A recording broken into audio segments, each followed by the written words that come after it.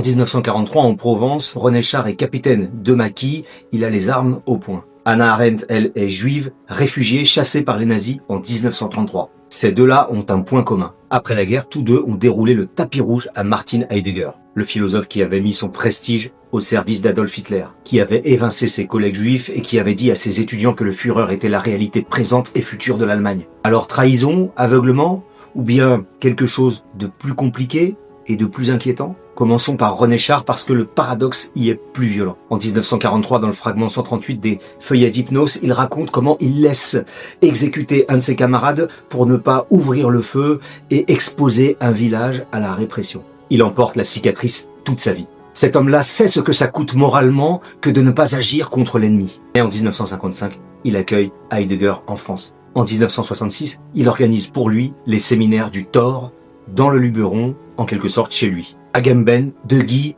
et Cassin sont autour de la table. René Char et Heidegger, quant à eux, jouent ensemble à la pétanque. Comment expliquer cela? Première réponse, René Char distingue depuis 1939, et ce avant même d'entrer en résistance, la culture allemande du régime nazi. Il recopie à la main des traductions d'Hölderlin dans un cahier de guerre. Il ne s'agit pas du tout d'une posture, mais d'une conviction forgée avant le combat.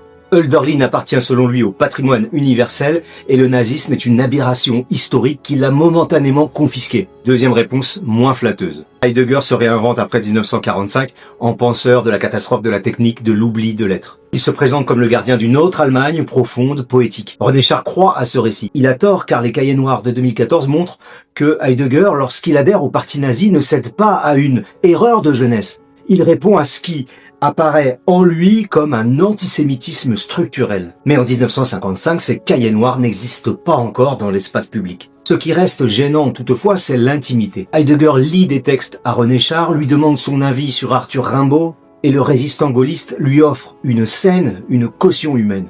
Des commentateurs l'ont dit clairement. Heidegger se dote via René Char d'un certificat de non-nazisme avant l'heure.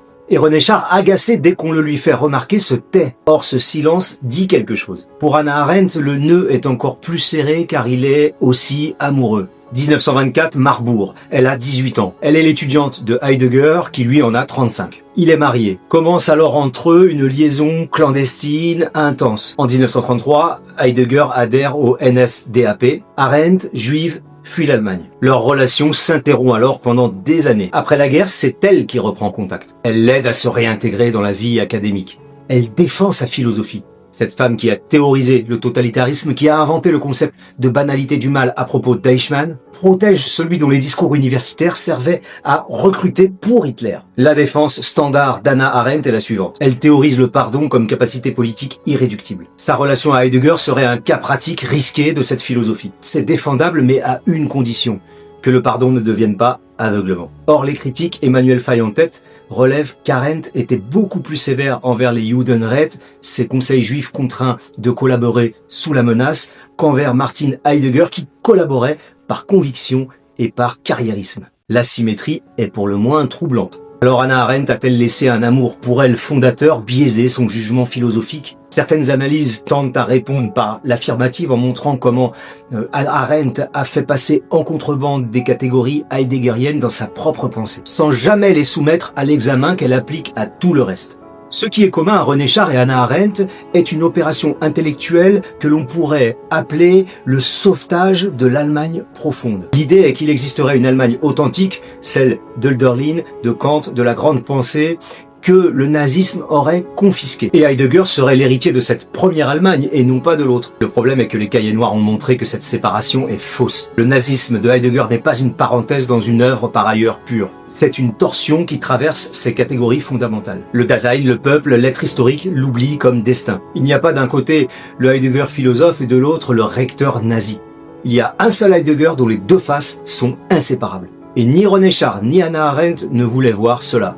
L'un parce que la poésie était sa ligne de défense contre le monde, l'autre parce que l'amour, même reconfiguré en philosophie du pardon, garde ses angles morts. Je ne fais pas ici un procès. René Char a risqué sa vie contre les nazis. Et Hannah Arendt a construit la meilleure analyse philosophique du totalitarisme au XXe siècle. Mais c'est précisément pour cela que leurs angles morts méritent d'être nommés. Car si même eux pouvaient se tromper sur Heidegger, cela traduit la difficulté à séparer l'admiration intellectuelle du jugement moral. Cela nous montre aussi à quel point les génies compromis savent très bien choisir leurs témoins de moralité.